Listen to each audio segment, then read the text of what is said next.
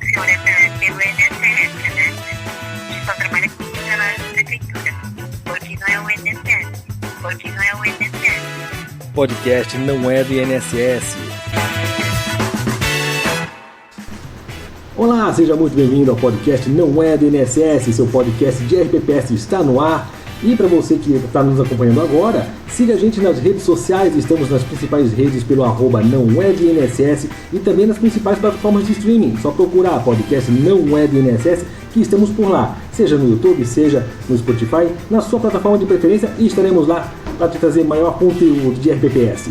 E lembrando que aqui o nosso episódio de hoje também conta com o apoio institucional aqui da Premier Investimentos, que está há 16 anos em parceria com a Banrisul Corretora, transformando volatilidade em rentabilidade aos RPPS através de operações com o ETF. Quer conhecer um pouco mais? Fala com o pessoal pelo premierinvestimentos.com.br e eles vão conseguir te dar mais dicas. No episódio de hoje, a gente vai conversar com o Thiago Rodrigues, que é o diretor de investimentos do IPREV do Distrito Federal. Tudo bom, Thiago? Tudo bem, Rafael? Thiago, primeiramente aí, obrigado aí por você estar com a gente aqui conversando, com esse bate-papo. Não é RPPS municipal, não é RPPS estadual, é distrital, então é totalmente diferente do que a gente conhece por aqui. Eu sou um que realmente eu tenho muita curiosidade de conhecer um pouco mais, então, Thiago, passa pra gente aí, por gentileza, aí, como é que é a estrutura do IPREV, aí, qual que é a massa de segurados, patrimônio e também quem que é o Thiago que está conversando com a gente hoje? Então vamos lá, Rafael. Eu vou começar aqui falando um pouco de mim, rapidamente, mas logo em seguida falo do IPREV, tá? Eu sou o Thiago Rodrigues, né, auditor federal de finanças e controles, estou cedido ao IPREV-DF na função de diretor de investimentos, né? Então já trabalhei nos Correios, trabalhei na Sudeco, trabalhei na NTT, trabalhei em alguns ministérios, né? E hoje estou aqui no IPREV. O IPREV-DF ele tem uma massa de recursos para gerir de cerca de, hoje, 7 bilhões e meio de reais, né? A gente tem cerca de 75 mil, né, beneficiários, entre aposentados, né, e pensionistas. Já fizemos a segregação de massa em 2019 por força da emenda constitucional, né? Então, hoje gerimos 4 fundos, essencialmente. É o que chamamos de Fundo Solidário Garantidor, que é um fundo de solvência, um fundo maior, mais maduro, é um fundo de solvência para o RPPS. Temos o Fundo Financeiro, né, que ele alcança compromissos aí com servidores que entraram no serviço público até março de 2019.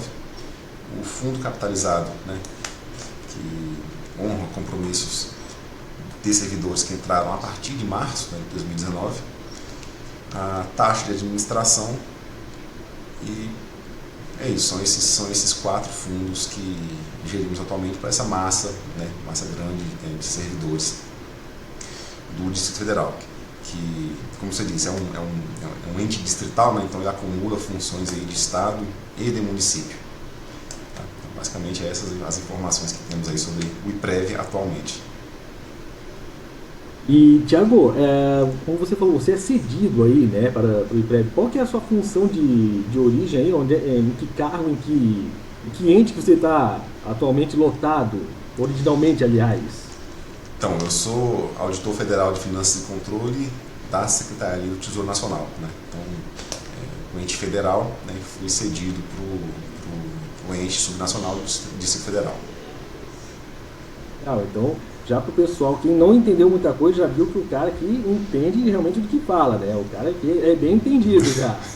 E, Thiago, como você falou, né, vocês têm 4 fundos distintos, e foi uma coisa que eu fiquei curioso de entender, né?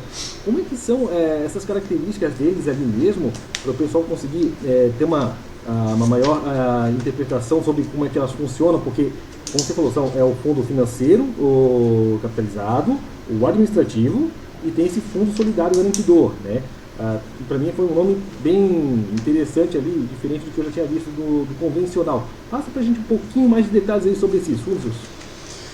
Bom, são fundos que o nome fantasia ajuda a entender bem, né? O fundo capitalizado, nós capitalizamos recursos, né, para honrar compromissos aposentados e pensionistas que entraram no serviço público a partir de março de 2019. Né? Então é um fundo que está na sua curva de amadurecimento. É uma massa segregada em relação ao fundo financeiro, né? Que honra esses compromissos com os servidores que entraram até março de 2019. Ou seja, temos apenas servidores, não temos mais servidores entrando no fundo contribuindo, temos só servidores recebendo recursos. Então, é um fundo que tende a estressar aí ao longo do tempo. Né? É uma realidade prática aí de todos os RPPS, né? se não todos, a maioria, com certeza. E o fundo, a taxa de administração é prevista, né, na norma federal, né? Então isso ajuda a manter o gestor único do RPPS, né? Que seria o IPREV, Instituto de Previdência dos Servidores do Distrito Federal. E o Fundo Solidário Garantidor é um fundo originado com recursos que estavam capitalizados antes, né, de 2017, se não me engano. Então, esses recursos foram mantidos, segregados, e eles servem como uma massa de solvência para o RPPS. Tá? Então, por norma, a norma vigente, nós temos que esses recursos, o que eles rentabilizarem acima da inflação, esses recursos podem ser usados para pagamento de benefícios do RPPS. Né? Então, naturalmente, são os benefícios do fundo financeiro, porque o fundo capitalizado ele se honra assim com sobra, né? Tem algumas décadas ainda de capitalização de recursos prevista. E esse fundo de solvência ele tem diversos ativos financeiros, né? Aplicações e fundos de investimento. Temos também ações do Banco de Brasília e temos uma carteira grande de imóveis também. Tá? Então é um fundo mais maduro, chamemos assim, que em suas nuances e suas situações aí. Então nós recebemos por força de lei as ações e os imóveis. Tá?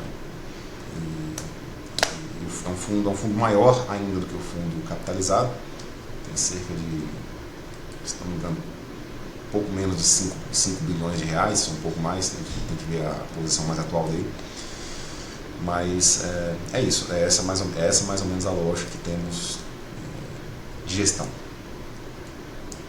Isso aí, até queria pedir realmente esse reforço, porque muitos dos entes, principalmente municipais, acabam às vezes querendo entrar em alguma dinâmica onde possa, da melhor forma possível, trazer o benefício para o seu RPPS, segregando massas e tudo mais, e às vezes quando a gente fala assim, olha, o Distrito Federal tem 4 fundos diferentes, o pessoal começa a pensar, opa, mas o que eles fazem de diferente que eu não tenho feito, ou que solução vocês estão praticando no Distrito Federal que eu aqui no meu município posso colocar também eventualmente, né?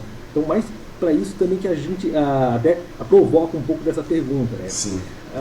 Trazendo um pouco aqui, Thiago, sobre o relatório de investimentos de vocês aqui, né? Eu vi a última posição de março agora e eles tinham alguns pontos de atenção ali que eu notei. Um foi a decisão do comitê de vender títulos públicos com vencimento entre 45 e 55, né? O resgate total também de fundos de distribuidores que já passaram, infelizmente acabou ouvindo muita coisa de noticiário policial também, e aí alguns dos distribuidores envolvidos ali também tiveram um resgate dado, e a atuação do RPPS com fundos estressados. Como é que tem sido essa gestão de vocês aí com todos esses segmentos, com um patrimônio tão grande que vocês têm e com tantos enfoques diferentes? Nesses 3 casos, assim, por coincidência, eles se aplicam ao Fundo Solidário Garantidor, essas 3 situações. Então é uma forma bem gerida, já vemos desde 2023, quando eu entrei em prévio em maio de 2023, esqueci de falar essa questão. Então, a gente teve toda uma situação em fevereiro de 2023 no Instituto, assumi em maio, e desde então nós temos adotado 2 premissas aqui com relação ao fundo capitalizado e fundo solidário garantidor. Isso, primeiro ponto, títulos públicos, né? Fundo capitalizado, uma maior exposição a títulos públicos, né? Então hoje temos cerca de 75% da carteira do fundo capitalizado alocada em TNBs de vencimentos variados, e no fundo solidário garantidor nós tínhamos uma situação de muitos títulos públicos comprados a mercado, né? Então, uma taxa de juros um pouco mais normalizada, então a taxa de juros estressou, né, nos últimos anos aí. Isso foi alvo de questionamentos e tudo mais. Então, para mitigar bem essa volatilidade, nós temos reduzido a exposição a títulos públicos longos marcados a mercado no Fundo Solidário Garantidor. Claro, essa exposição é reduzida gradualmente à medida que esses títulos dão um resultado positivo, minimamente. Então, esse é o primeiro ponto da gestão desses títulos públicos. A gente busca maior... são títulos líquidos, né? A gente pode vender a qualquer momento, mas nós buscamos a solvência, né? Ou seja, sair desse investimento. Com relação ao resgate do último fundo, né, distribuído, né, pela distribuidora, como você apontou no relatório de março, foi uma decisão também do Comitê de Investimentos. Não do Comitê de Investimentos, foi uma decisão do Conselho de Administração de nós não alocarmos mais recursos em fundos, né, distribuídos por essa distribuidora. Então, é uma decisão que foi mantida, e está mantida, inclusive, foi tomada ali na época da operação, na situação que, né, a gente está abordando. Então, o caminho natural era de saída. Então, a última operação de saída de fundos ocorreu no final de março. Então, até para respondermos uma questão de auditoria que estávamos respondendo à época, a auditoria sobre essa situação toda, né? Então nós não temos mais relação com a distribuidora. Ocorreu mais devido a isso. Então você também elimina a questão de volatilidade mais qualitativa. Então, você tem esses questionamentos que persistiam, e, enfim, a gente tem que fazer a gestão mais prudente possível de forma a manter os recursos públicos garantidos, né? Então, e a última questão, fundos estressados. Então, tínhamos dois fundos com alguns problemas, né? Um é um FIP Paraná, é um fundo que foi liquidado, né? Então, foi liquidado recentemente. Enfim, ele teve várias situações dele ali, situações de gestão e externas ao fundo, não foi caso de corrupção, nada do tipo. Enfim, realmente não rodou como gostaríamos esse fundo. Fundo antigo na carteira, e ele foi finalmente aí liquidado. Não na melhor situação que gostaríamos, mas também nós não saímos com cota negativa. Tá? Isso poderia ocasionar o quê? Para sairmos do fundo, recebermos uma chamada extra de capital, ou seja, entrar com dinheiro para zerar a cota e liquidar. Então, felizmente, nós conseguimos, com o papel da gestora ali contratada, conseguimos sair desse fundo. E um outro fundo que eu não chamaria de estressado, mas é um fundo que assim, ele nos chama a atenção para ter um olhar muito cuidadoso, é um fundo que envolve o imóvel no CIA, né, aqui em Brasília. O CIA é o único imóvel desse fundo. Então, é um fundo que são mais elementos de gestão, né, que estavam pendentes. Então, nós não tínhamos gestora contratada. Então, ocorreu um processo de contratação da gestora. É um imóvel que está construído e falta só alugar e vender o imóvel. Seria mais nesse sentido. Então, para nossa não vou dizer sorte, também dizer que isso reflete a nossa gestão, mas nós não temos tantos fundos estressados na carteira, né, como outros institutos eventualmente já tiveram aí. A gente conseguiu, a gente teve situação de estresse, tá? Situação de estresse a gente teve, que foi essa de 2023, isso envolveu uma série de questões ali, inclusive operação policial, mas fundo estressado mesmo. Acho que esses dois vinham chamando mais atenção, mas são situações assim, quase 100% sanadas. Então eram esses os aspectos aí que chamaram a atenção no relatório de março e chamam a atenção na nossa gestão continuamente. Tá vendo justamente isso, né? Tudo acontecendo na mesma competência ali. Então, foi até assim interessante ter visto aquilo ali. E como você falou, né, 75% de um dos fundos de vocês é título público, né? E marcação a mercado ele, né? Qual que é a composição dele hoje, dessa marcação a mercado que vocês têm hoje na carteira? Não, esse fundo que nós temos, títulos públicos, a marcação dele é na curva, nosso fundo capitalizado. Já li um pensando no outro, desculpa. Isso. Então, 75% dele está em NTNBs marcadas na curva e, assim, ele está muito focado no segmento de renda fixa. Muito focado no segmento de renda fixa.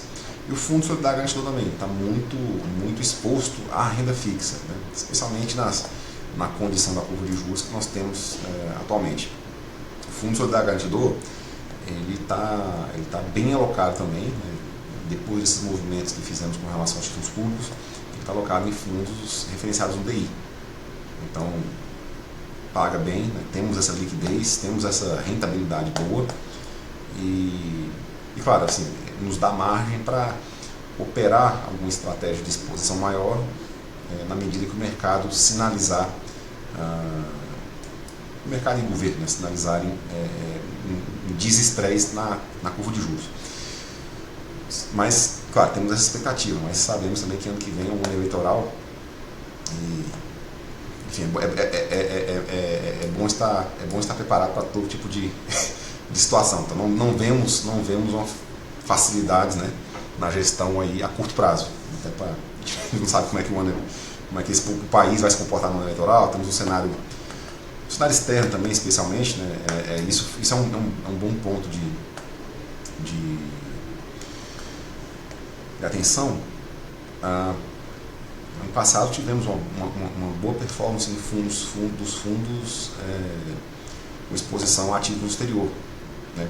Esse ano isso mudou um pouco, né? Então é uma saída que tínhamos, já não temos mais. Então houve também mudança nesse sentido, né? De uma realocação ou de uma realização de lucros, né? Para ser mais coerente com a linguagem de mercado, reação de lucros. E estamos nesse momento de prudência, né? Um momento de buscar bater metas e também prepararmos já para o cenário do próximo ano. Até uma coisa que você levantou agora, a questão do cenário externo, né? A gente está vivendo agora um tempo onde a gente está vendo conflitos armados lá no Oriente Médio e aí o preço do petróleo também já começa a oscilar mais, o dólar também. Torna-se até difícil para vocês moverem um patrimônio tão grande assim, pensando no exterior, sendo que a cada pouco pode ser que seja uma boa oportunidade e depois não mais, né? Como você bem falou, ano passado começou a dar boa rentabilidade, agora, nesse início de ano, estava já não dando mais a mesma performance. Sim, o que nos afeta mais especialmente são dois elementos aqui em termos nacionais, tá? Os juros e a inflação. Então, fevereiro foi bem doloroso, né? Inflação com a meta, né? A gente tem a taxa de juros parâmetro com acréscimos ali graduais de 0,15%, né, por ano de meta batida. Então, a taxa de juros parâmetro ela subiu bastante esse ano em relação ao passado e a perspectiva é que suba mais ainda no próximo ano.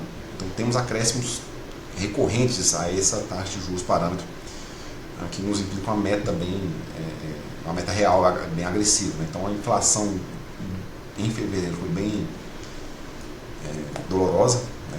Somando a questão da meta e é isso, assim, o efeito que nós sentimos no mercado nacional é esse, até porque a exposição a ativos no exterior ela é mais residual na carteira.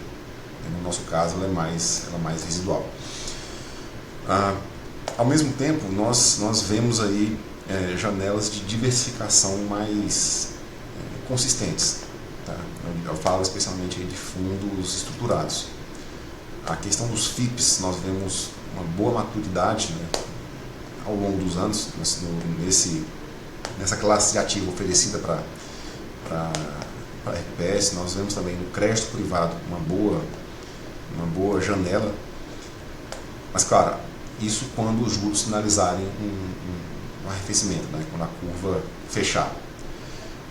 e nós não encaramos essa possibilidade com consistência, né, até o próximo ano, enfim, por causa da questão eleitoral e esse país tudo pode acontecer. A volatilidade é inerente, né? Então é isso, assim, são aspectos que temos que lidar, e a movimentação da carteira realmente é isso. Nós não podemos fazer movimentações grandes, porque não é que não podemos, mas nós evitamos fazer movimentações grandes até na questão nominal. Temos uma carteira grande aqui, se fizermos movimentações de 300, 400, 700 milhões de reais, isso não fica tão gerenciável, né? Então, nem faz bem para a carteira esse tipo de movimentação. Então fazemos movimentações pontuais, enfim, da forma mais prudente possível, tentando bater a meta, né, e honrar os compromissos aí do Instituto. Ana, e Thiago, além disso, também tem outros fundos, você também tem na carteira de investimentos produtos que não são exatamente fundos de investimento, né? São ativos não financeiros.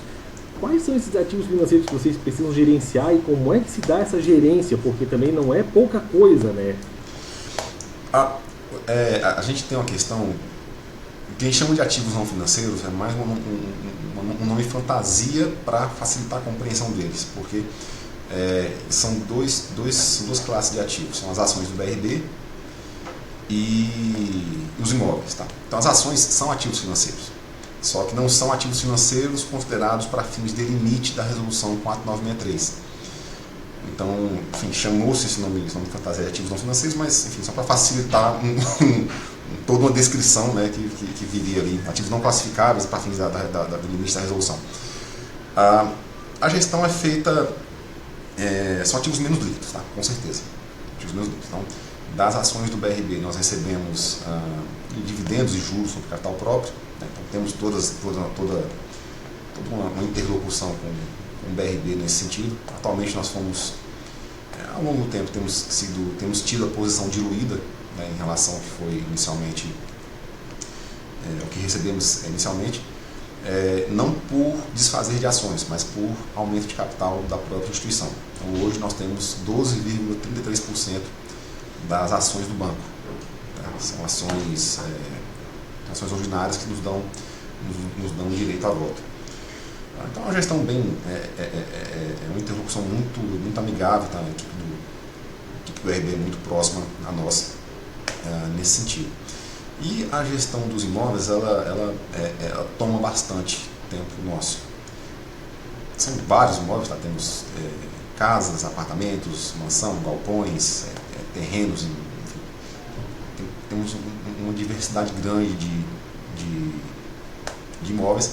Alguns nós rentabilizamos, né? Tiramos aí,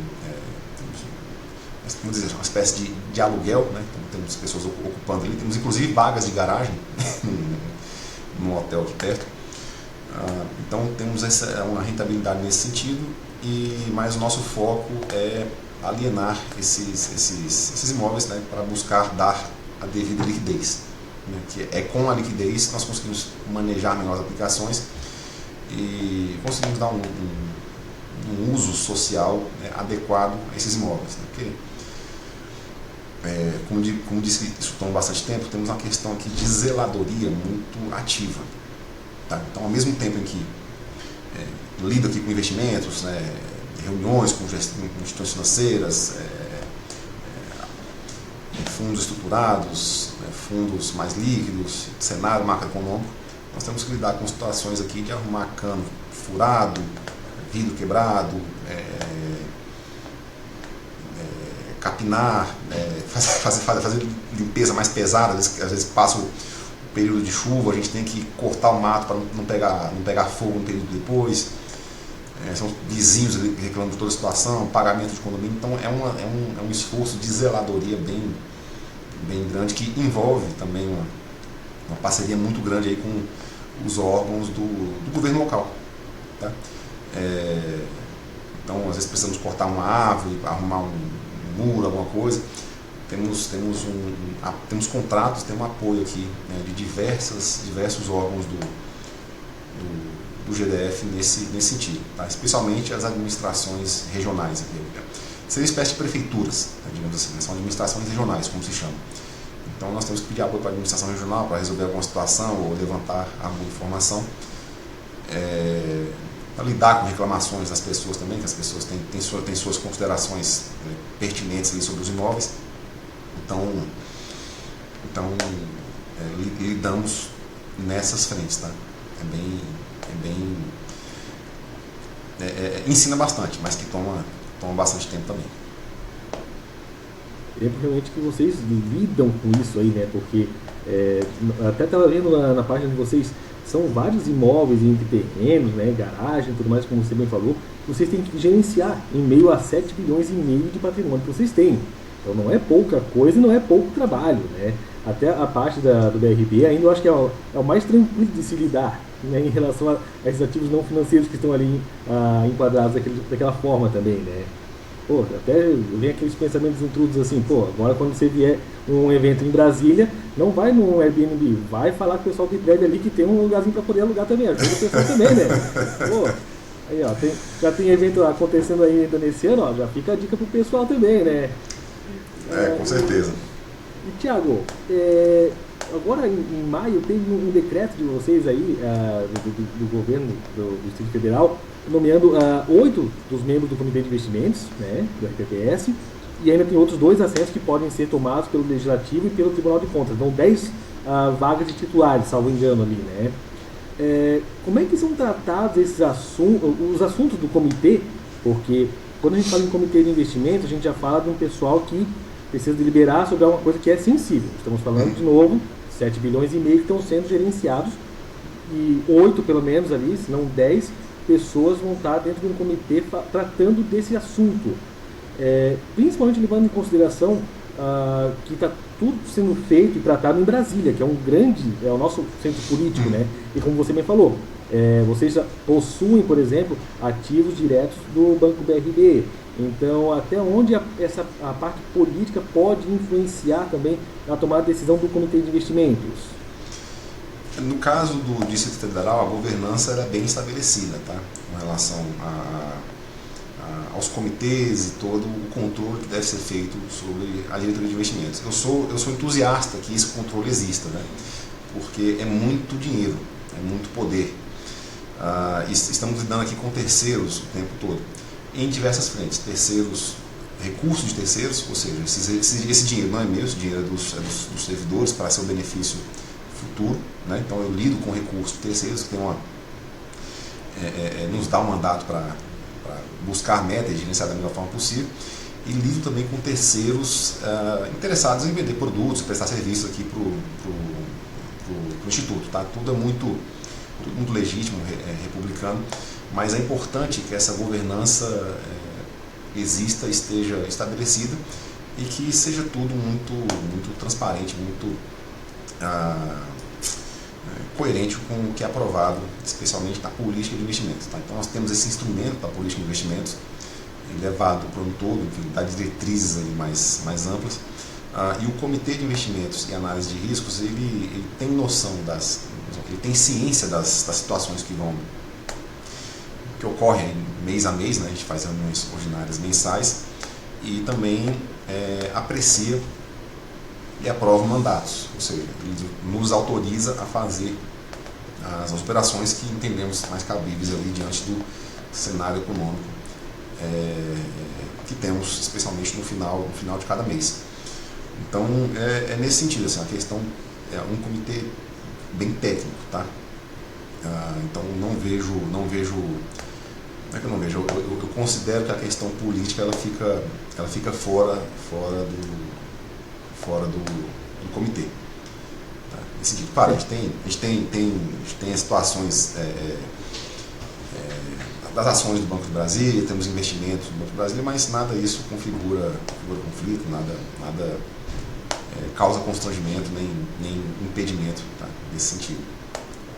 Eu faço esse tipo de questionamento porque a gente já viu aqui em outros episódios, principalmente com governos estaduais, onde há muita dificuldade, como você bem falou, você tem um comitê muito técnico, e a dificuldade do pessoal era justamente essa, porque nomeia-se qualquer secretário, o secretário já entra sem precisar da certificação, e aí você começa a deixar em xeque a parte técnica e entra a parte política.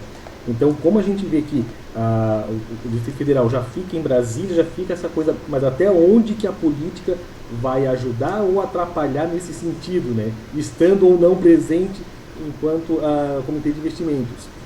E até também em função do que as últimas notícias davam sobre a aquisição do Banco Master pelo Banco de Brasília também ali, e aí muita gente ficou reticente em que ia acontecer, qual ia ser o futuro das duas, né, BRB e Master. Então a gente via assim, até onde isso pode reverberar lá na frente positivamente ou não, né? E vocês se sentem mais tranquilos com esse comitê, com essa conjuntura técnica do comitê para essas tomadas de decisões? Sim, o comitê ele tem avançado, né, a seu tempo ali na questão da certificação dos seus membros, né? Então, a questão política ela ajuda no sentido de dar mandatos, ou seja, as pessoas têm uma segurança maior no cargo em fazer suas análises, fazer sua cobrança. Então, isso me tranquiliza também enquanto diretor de investimentos, né? Para não tudo é apreciado por esse comitê de investimentos e outras instâncias de governança que temos aqui também no Instituto. Temos o Conselho de Administração, que é pautado, né, de tudo que é tratado no CIAR. Temos a diretoria executiva, temos o comitê de governança. Então tudo isso é uma governança positiva, tá? No sentido de exercer um maior controle sobre a diretoria de investimentos. E sobre a questão do BRB com o Banco Master, eu acho que é uma situação que vai avançar, tá? Pelas últimas notícias que tivemos aí. Eu acho que ontem teve alguma manifestação do CAD ou algo do tipo saiu na imprensa.